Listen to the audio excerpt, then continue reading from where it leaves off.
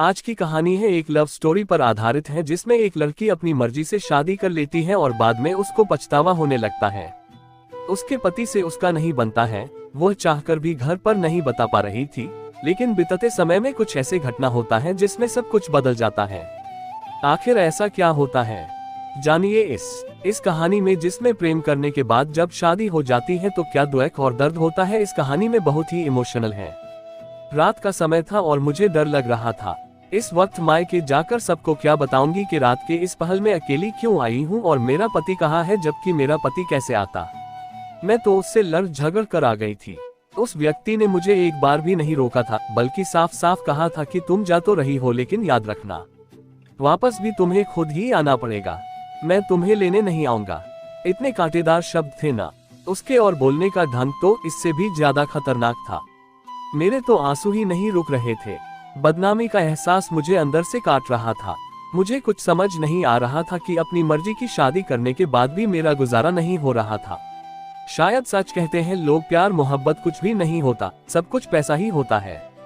जब इंसान की इच्छाएं पूरी ना हो तो उसका प्यार से दम घुटने लगता है। और मेरी इच्छा है तो जरूरतें भी पूरी नहीं हो पा रही थी। मुझे आज भी वो दिन याद है जब माँ और भाई ने मुझसे कहा था कि अच्छे से सोच लो, तुम जिससे व्यक्ति से शादी करने जा रही हो उसके पास इतनी दौलत नहीं है, वो तुम्हें इतनी खुशी नहीं दे सकेगा जितनी तुमने यहाँ देखी है। लेकिन मुझ पर तो सिर्फ प्यार का बहुत सवार था। शादी के बाद आयुष का आदेश था।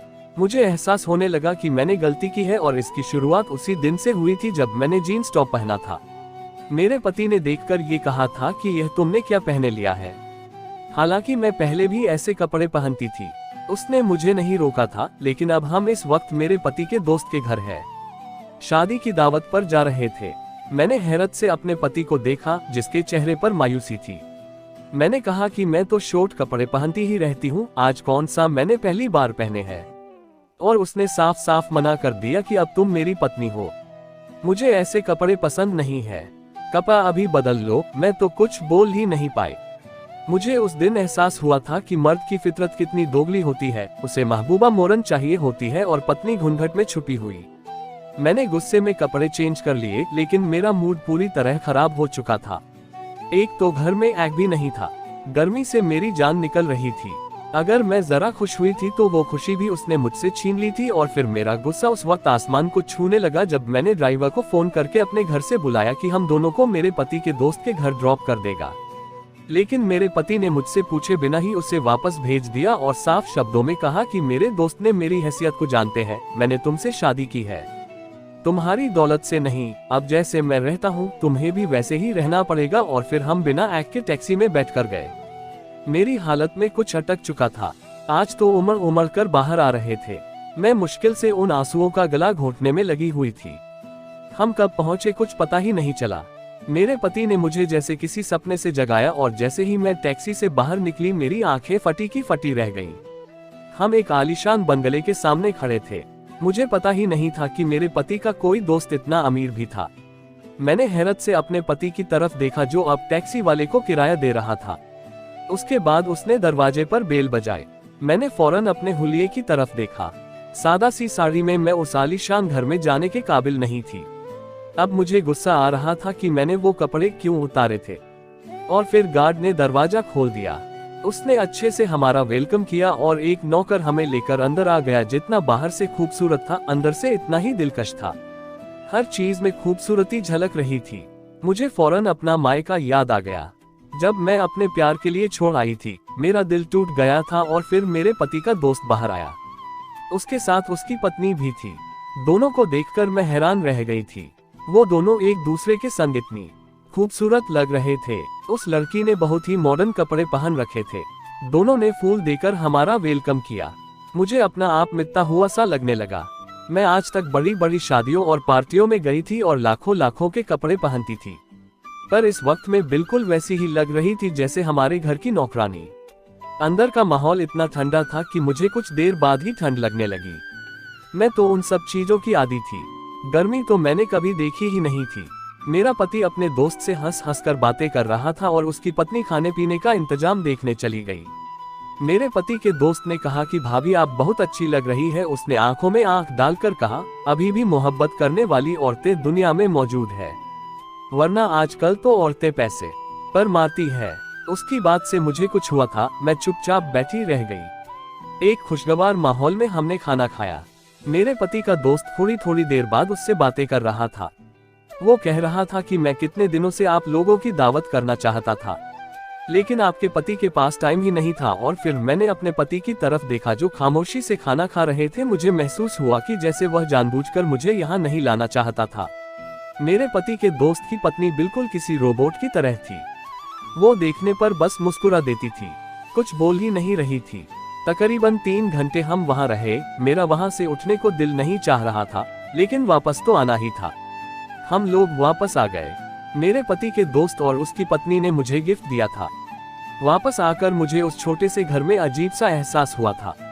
मेरा दम घुटने लगा था। दिल कर रहा था कि वापस उधर ही चली जाऊं, लेकिन अब तो मुझे यहीं रहना था। मेरे पति खामोशी से कपड़े बदलने चले गए। गर्मी इतनी थी कि कुछ ही देर में मुझे पसीना आने लगा। यहाँ एक तो क्या कूलर भी नहीं था। मुझे अब अपने पति पर गुस्सा आ रहा था। उसने वो सब कुछ लेने से मना कर दिया था जो मेरे घर वालों ने दिया था। एक घर और गाड़ी लेकर मेरे पति के आत्मा शांत हो गया था। मैं यहाँ जल रही थी। कुछ देर बाद मैंने भी चेंज कर लिया और जब मैंने गिफ्ट खोलकर देखा तो मेरी आंखें चुंगी आ गई। उसमें ही खूबसूरत सा डायमंड का सेट था। मैं अभी उसकी खूबसूरती में गुम थी कि मेरे पति ने वो सेट मेरे हाथ से छीन लिया और कहा कि इतना महंगा गिफ्ट नहीं लेना, ये हम उन्हें वापस करेंगे। मैंने हैरत से अपने पति को देखा। उसके चेहरे पर गुस्सा था।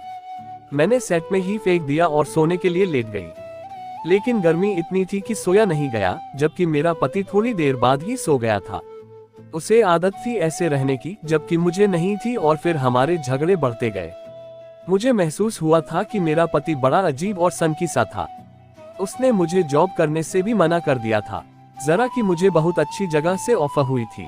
मैंने अपने पति से कहा कि हम दोनों मिलकर जॉब करते हैं और अपना घर बनाएंगे, वो सब चीजें जिनकी हमें जरूरत है। लेकिन मेरे पति ने कहा कि मैं तुम्हें जॉब की अनुमति नहीं दे सकता। अब मुझे लगने लगा था कि उसने जैसे मुझे घर में कैद कर लिया। जब पागल हो रही थी, मुझे छोटी छोटी जरूरतों के लिए पैसे चाहिए होते थे जो मेरे पति के पास नहीं थे। कभी बिजली नहीं होती तो कभी पानी बंद हो जाता था। 4 दिन में ही मेरी अक्ल ठिकाने आ गई। मोहब्बत का भूत मेरे सर से फौरन उतर गया था। मैं तो अपने भाई से भी कुछ डिस्कस नहीं कर सकती थी। उसने पहले ही मुझे इस शादी से मना किया था और फिर उसी दिन मुझे माँ का फोन आ गया। वो मुझे बता रही थी कि भाई और भाभी घूमने गए हुए थे। मेरा दिल दुख रहा था। भाई ने भाभी को अपनी मुट्ठी में किया हुआ था। वैसे तो भाभी बहुत अच्छी थी, लेकिन मेरा भाई उसकी मर्जी के बिना कुछ नहीं कर सकता था। मुझे नए कपड़े की जरूरत थी। मेरे पास कपड़े के कम जोड़े थे। मुझे कुछ कपड़े खरीदने थे। मैंने बातों बातों में माँ से कहा था तो उन्होंने मेरे अकाउंट में पैसे भेज दिया और मैं खुश हो गई। फिर मैं फौरन शॉपिंग करने चली गई। लेकिन जब वापस आई तो मेरा पति घर आ चुका था। उसने गुस्से से पूछा कि तुम मुझे बताए बिना कहाँ गई थी। मैंने साफ साफ कह दिया कि शॉपिंग करने गई थी और मुझे डर भी लग रहा था।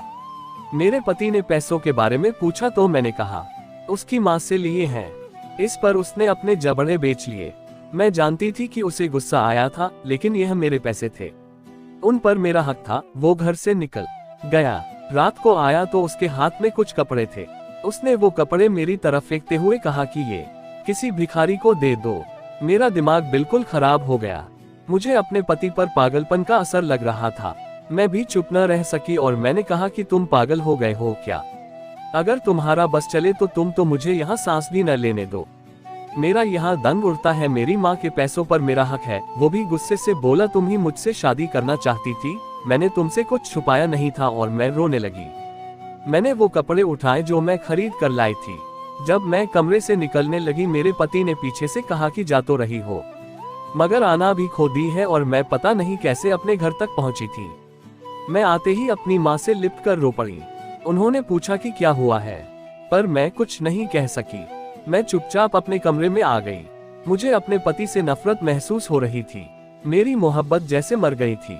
अपने कमरे में ऐक के साथ मुझे अच्छी नींद आई थी। अगली सुबह भाभी ने मुझे आकर उठाया था। वो मुझसे शिकवा कर रही थी, हम भी रात को ही आए हैं। अरे भाभी से फौरन पूछा कि भाई आपसे इतनी मोहब्बत कैसे करते हैं? वो आपकी हर बात कैसी मानते हैं। ये सुनकर भाभी के चेहरे पर साया सा लहराया। फिर उन्होंने कहा कि ये तो औरत के नसीब की बात है, किसी को सब मिल जाता है और किसी को सब मिलकर भी कुछ नहीं मिलता।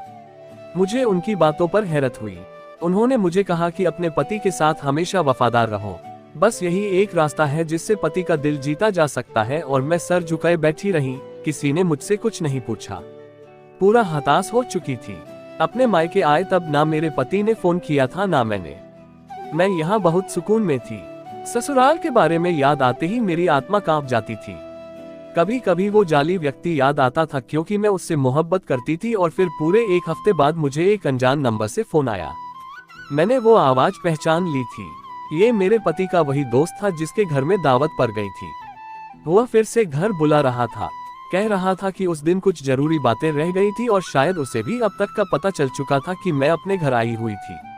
मैंने बिना सोचे समझे हाँ कर दी और अगले दिन में बताए गए टाइम से पहले ही अपनी लंबी गाड़ी में बैठकर वहां पहुंच चुकी थी। अंदर खामोशी सी थी, कोई भी नहीं था।